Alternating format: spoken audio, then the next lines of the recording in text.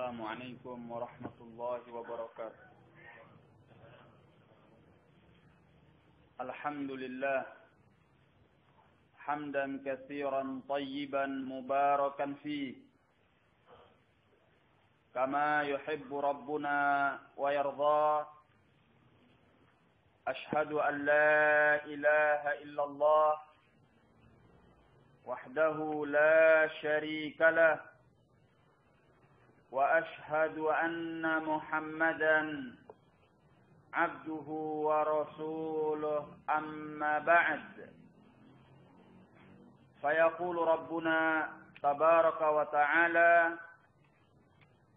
يا أيها الذين آمنوا اتقوا الله وقولوا قولا سديدا يصلح لكم أعمالكم ويغفر لكم ذنوبكم ومن يطع الله ورسوله فقد فاز فوزا عظيما. Ikhwani fid din rahimani wa rahimakumullah. Pada kesempatan sore hari ini kita melanjutkan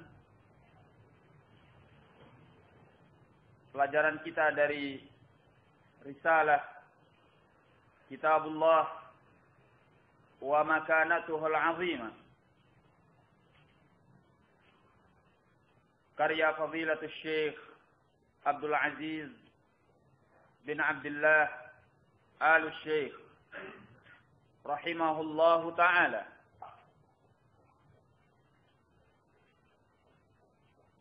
Kita sampai pada halaman yang ke-11 dari risalah ini.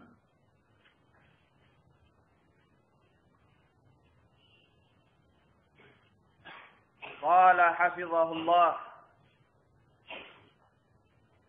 hadha wa inna mimma ikhtassa bihi hadzal kitabul karim anna Allah subhanahu takaffala bihifdhihi wa lam yakil hifdhahu ila ahadin min khalqih.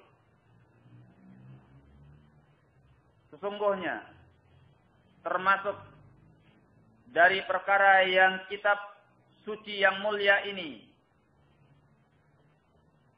terkhususkan dengannya, yaitu bahwasanya Allah subhanahu wa ta'ala telah menjamin untuk menjaganya dan tidak menyerahkan penjagaannya kepada seorang pun dari kalangan makhluknya. Yaqulu subhanahu, Allah yang maha suci berfirman, Inna nahnu nazzalna dzikra wa inna lahu lahafizun. Sesungguhnya kami yang telah menurunkan az-zikr, yakni Al-Quran, wa inna lahu lahafizun, dan sungguhnya kami pula yang akan menjaganya. Wa yaqulu subhanahu, Allah subhanahu wa ta'ala juga berfirman, bal huwa Qur'anun majid fi lawhim mahfuz. Bahkan dialah Al-Quran yang mulia pada lauhil mahfuz. Wa yaqulu Ibnul Qayyim rahimahullah, berkata Ibnul Qayyim rahimahullahu ta'ala, fawasfuhu subhanahu bi'annahu mahfuzun fi qawlihi inna nahnu nazzalna dzikra wa inna lahu lahafizun. Maka dia subhanahu wa ta'ala telah mensifatkannya bahwasanya Al-Quran itu terjaga melalui firman-Nya, sesungguhnya kami yang telah menurunkan az-zikr, yakni Al-Quran, wa inna lahu lahafizun, dan sungguhnya kami pula yang akan menjaganya. Wa wasfu mahallihi bil hifz fi hadhihi as-surah ay al-buruj, fallahu subhanahu hafiza mahallahu wa hafizahu minaz ziyadati wan nuqsani wat tabdil.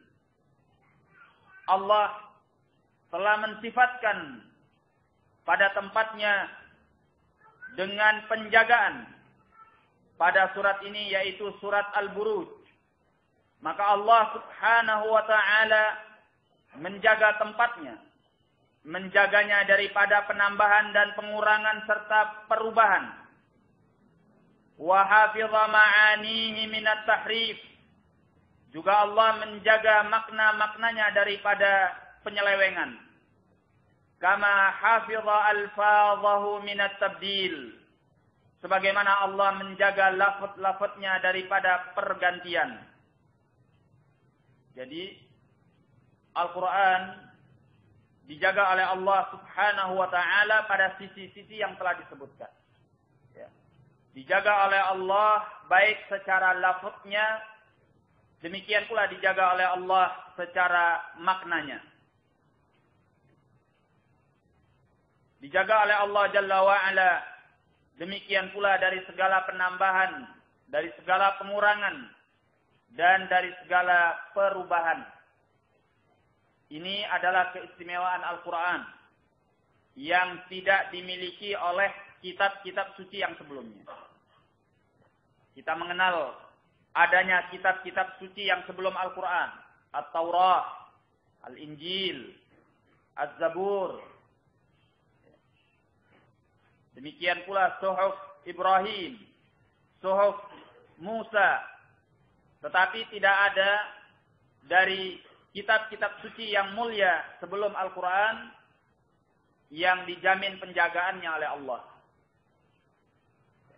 Sehingga sebagaimana yang kita ketahui pula, terjadi pada kitab-kitab suci yang sebelum Al-Quran penyelewengan-penyelewengan, perubahan-perubahan, pergantian-pergantian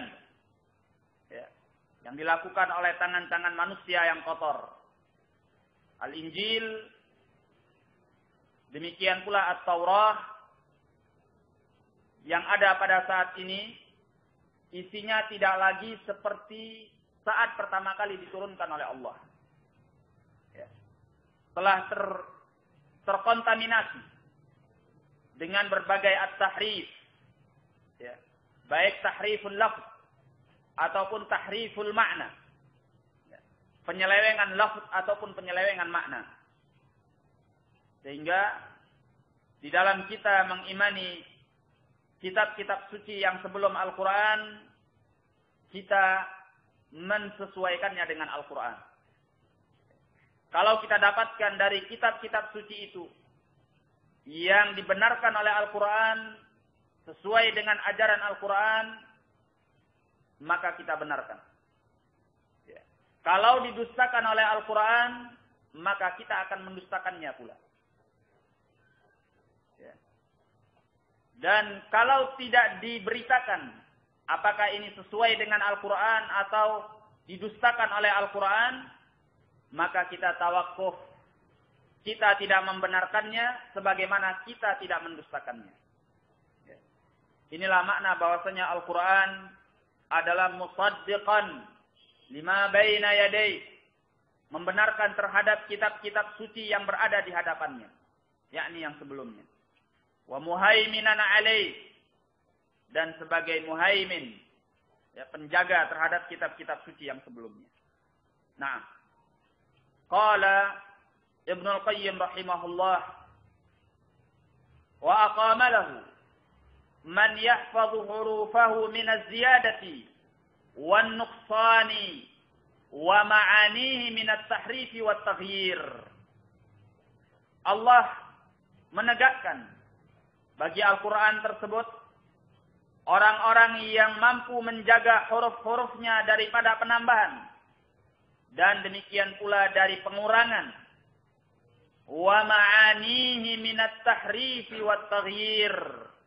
Juga Allah menegakkan bagi Al-Quran orang-orang yang mampu menjaga makna-maknanya daripada penyimpangan, penyelewengan dan perubahan. Intaha kalam.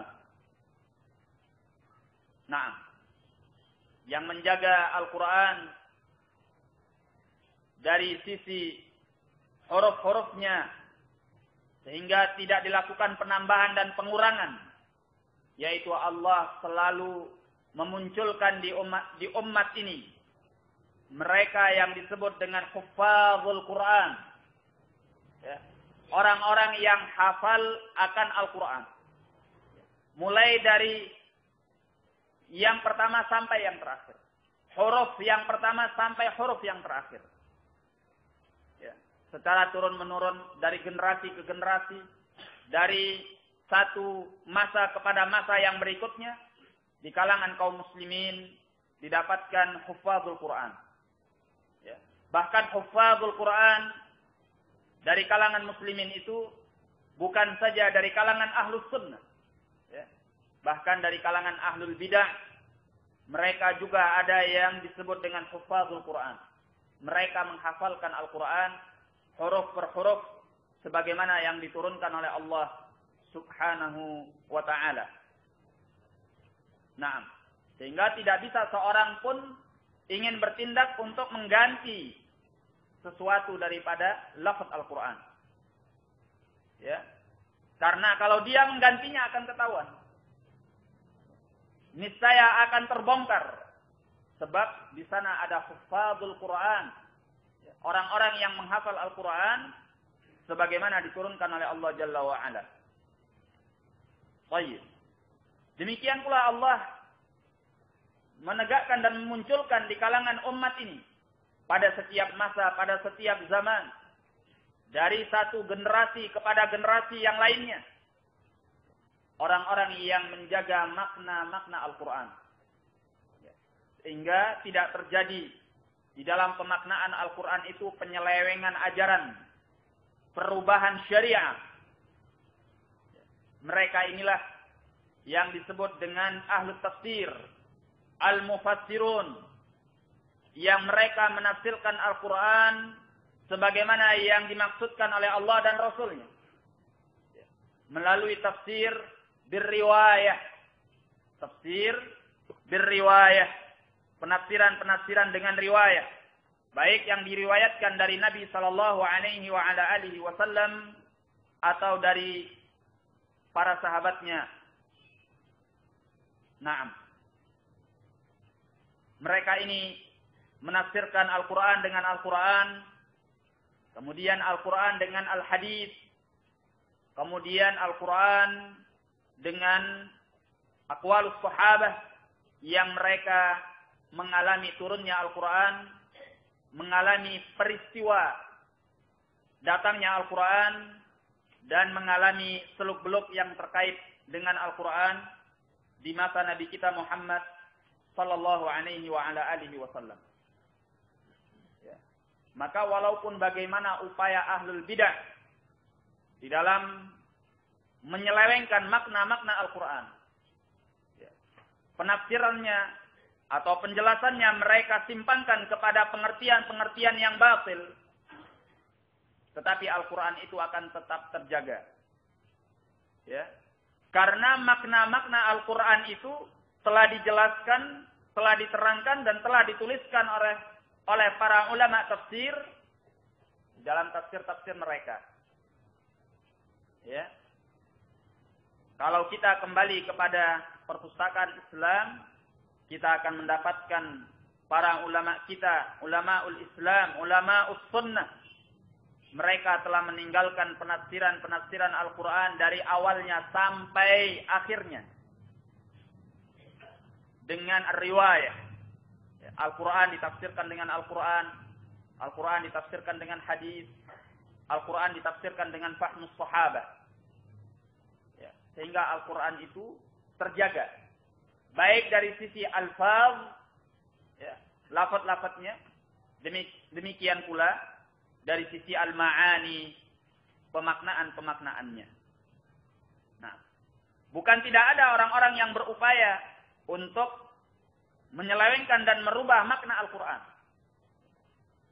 Banyak dari kalangan ahlul bidah yang mereka mencoba menekuk, ya, tengkuk dari lafaz-lafaz Al-Quran kepada makna-makna yang batil. sebagian mencomot yang ini, sebagian mencomot yang ini, sebagian menafsirkan demikian, sebagian menafsirkan demikian.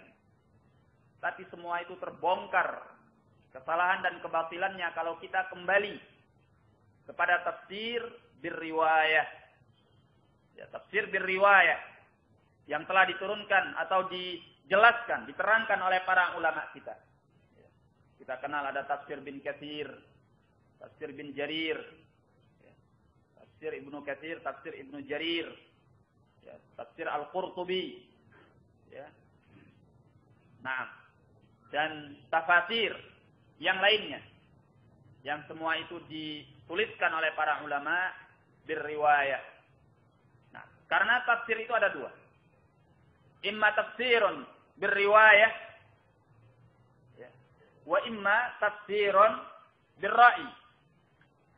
Ada penafsiran dengan rasio yang disebut dengan tafsir birra'i. Inilah yang dilakukan oleh ahlul bidah minal mu'tazilah wa man wafaqahum. Ya. Penafsiran dengan rasio, baik yang dilakukan oleh al-mu'tazilah dan orang-orang yang seperti mereka dari kalangan ahlul bidah sampai saat ini. Nah, penafsiran dengan rasio ini juga mereka lakukan dengan berbagai tipe. Ada yang memandang dari sisi bahasanya. Mereka tafsirkan Al-Quran dengan penafsiran dari sisi bahasanya saja. Ada yang dari sisi sastranya. Ya. Ada yang dari sisi filsafat. Subhanallah. Dan berbagai cara yang lainnya. Tetapi yang selamat adalah penafsiran yang diwariskan oleh salafu hadhil ummah minas sahabati wat tabi'in wa atba'ihim minal a'immah, yaitu tafsiran birriwayah, penafsiran dengan riwayat-riwayat. Ya, Al-Quran ditafsirkan dengan ayat Al-Quran, Al-Quran ditafsirkan dengan hadis, Al-Quran ditafsirkan dengan aqwalus sahabah atau fahmus sahabah. Nah, ini yang paling selamat daripada penafsiran Al-Quran. Sehingga Al-Quran itu terjaga sebagaimana diturunkan oleh Allah Subhanahu wa ta'ala. Nah. Qala Kitabullahil Karim huwal munajji minal fitan. Al-Quran yang mulia ini adalah penyelamat dari segala bentuk fitnah. Wa huwa anisul mu'min. Al-Quran itu adalah teman penghibur bagi seorang mukmin.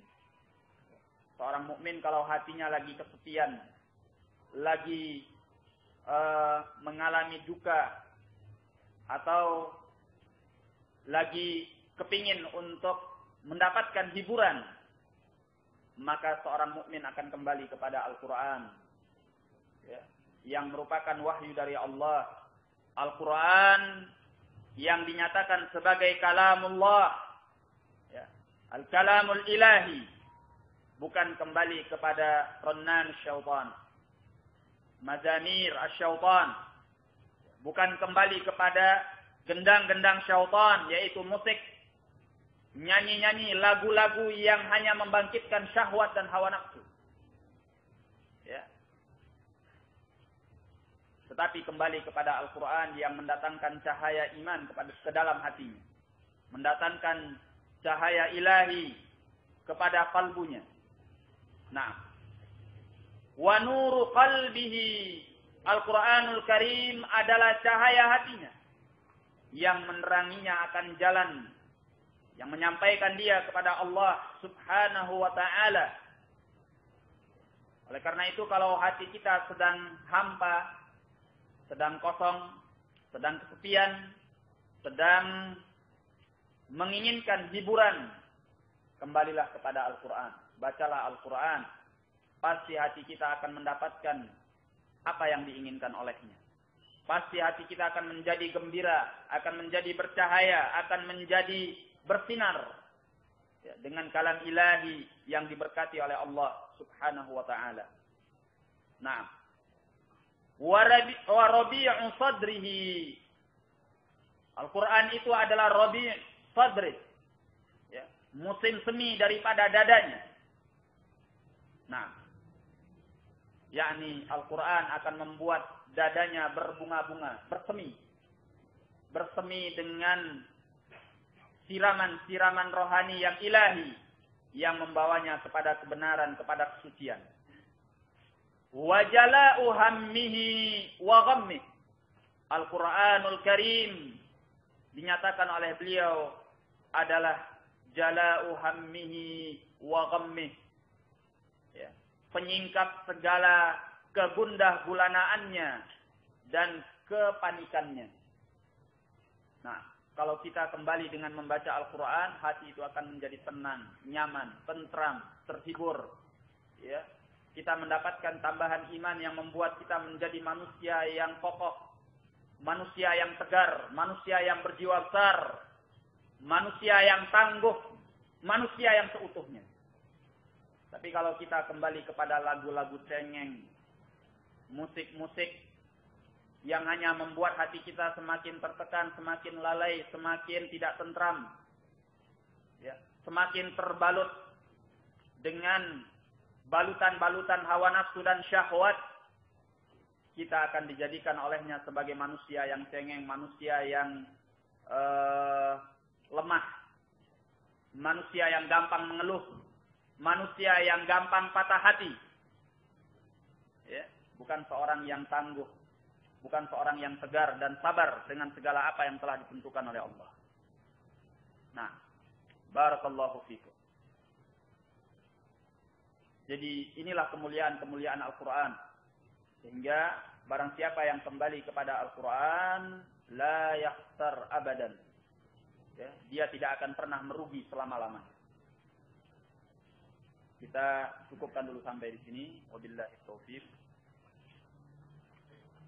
Lebih dan kurangnya saya mohon maaf. Assalamualaikum warahmatullahi wabarakatuh.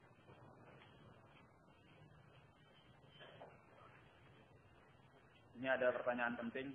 Akhir-akhir ini banyak ikhwan salafi yang gandrung dengan Facebook. Bahkan tak jarang terjadi fitnah antara ikhwan dan akhwat. Lantas kami mohon arahan dan nasihat Ustaz dalam hal ini, serta bagaimanakah sebaiknya berFacebook dengan syar'i.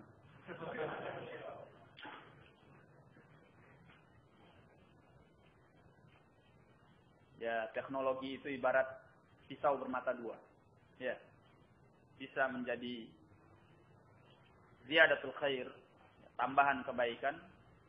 Bisa jadi ziyadatul syarr, tambahan keburukan. Ya. Kalau kita manfaatkan dalam perkara yang diridhai dan dicintai oleh Allah, maka dia akan menjadi kebaikan yang lebih. Tapi kalau kita tidak pandai menggunakannya, dia akan menyembelih kita. Nah, sehingga dalam segala sesuatu yang bermata dua seperti ini, ibarat pisau yang bermata dua, maka kita harus berhati-hati dalam menggunakannya. Semua ini kembali kepada diri kita masing-masing untuk bertakwa kepada Allah Jalla wa'ala. Ittaqillaha haitsu ma kunta, kata Nabi sallallahu alaihi wasallam. Bertakwalah engkau kepada Allah di mana saja engkau berada. Ya.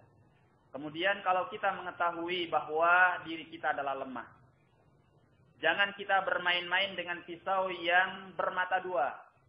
Karena kemungkinan dia menyembelih kita lebih besar daripada kita bisa menggunakannya dengan baik. Nah, dan saya memang tidak menyarankan untuk ikhwan menyibukkan diri dengan yang namanya internet. Atau secara lebih spesifik apa yang namanya Facebook. Ya, karena memang medianya bukan untuk media salafiyin pada asalnya. Ya, media yang diadakan oleh mereka itu memang untuk memfasilitasi, ya, memudahkan acara-acara ataupun memudahkan kegiatan-kegiatan, arena-arena mereka melakukan maksiat kepada Allah Jalla wa'ala yang mereka anggap baik padahal maksiat. Ya. Nah, sebagai contoh minimalnya saja, dengan Facebook itu mungkin yang punya Facebook tidak jarang melihat foto-foto wanita yang bukan mahramnya. Itu minimal. Benar atau benar? Itu pasti. Sulit dihindarkan. Ini salah satu. Dan banyak lagi yang lainnya. Sehingga ya semua kembali kepada kita. Barang siapa yang bertakwa kepada Allah, memiliki sikap wara', ya, dia akan meninggalkan perkara-perkara yang samar, apalagi perkara-perkara yang jelas haram. Wa man ittaqa syubuhat faqad istabra'a li dinihi wa 'irdihi. Dan barang siapa yang menjaga diri daripada asyubuhat, dia telah melepaskan kehormatan dirinya dan agamanya. Nah, sehingga kita jangan bermain-main dengan sesuatu yang samar, yang kita tidak mampu untuk mengendalikannya. Apalagi kalau jelas-jelas akan menjatuhkan kita kepada yang haram. Nah, dan media internet secara umum adalah media yang penuh dengan keburukan. Kalau kita mau kalkulasi antara kebaikannya dengan keburukannya, ya, bisa dikatakan dia itu seperti khamr. Ya. Kemudaratannya lebih banyak daripada kemanfaatannya. Ya enggak?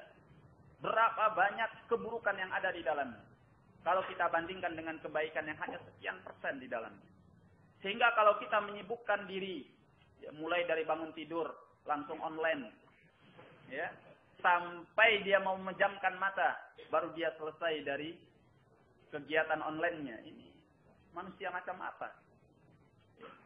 Seorang yang mengerti akan kebaikan, dia tidak akan menghabiskan waktu dan dirinya di depan internet yang penuh dengan keburukan.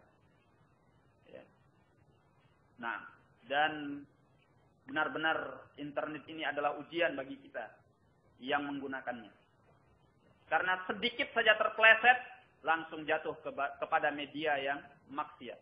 Bahkan, tatkala kita menggunakannya, walaupun kita ingin yang baik, mau tidak mau terkadang dipaksa kepada yang maksiat, muncul gambar-gambar yang tidak baik. Padahal kita tidak mengaksesnya. Ya, promosi, iklan, atau apa. Ya kan? Nah, barakallahu fikum. Oleh karena itu, sibukkan diri kita dengan ilmu yang syar'i. Dengan kegiatan yang lebih bermanfaat, membaca buku, ya, muraja'atul Quran, hifdzul Quran. Banyak hal-hal yang bermanfaat daripada kita menghabiskan waktu depan internet. Bolehlah, ya, sekali setahun internet. Misalnya. Ya, kalau terlalu ekstrim ya dikurangi sekali dalam setengah tahun. Kalau terlalu ekstrim ya paling tidak sekali sebulan misalnya. Yakni saat-saat memang yang kita kepingin mendapatkan satu berita yang sangat penting, labas. Upayakan sedapat mungkin mengurangi kegiatan ini. Nah, sebab ini tidak akan membawa kebaikan kepada kita. Biar saja orang lain bilang kolotlah, gapteklah, inilah, itulah. Ya. Sebab celaan dan cercaan manusia itu tidak akan membahayakan kepada kita. Nah, yang tahu akan kebaikan itu adalah diri kita sendiri terhadap diri kita, bukan mereka. Barakallahu fikum. Saya cukupkan sampai di sini. Assalamualaikum warahmatullahi wabarakatuh.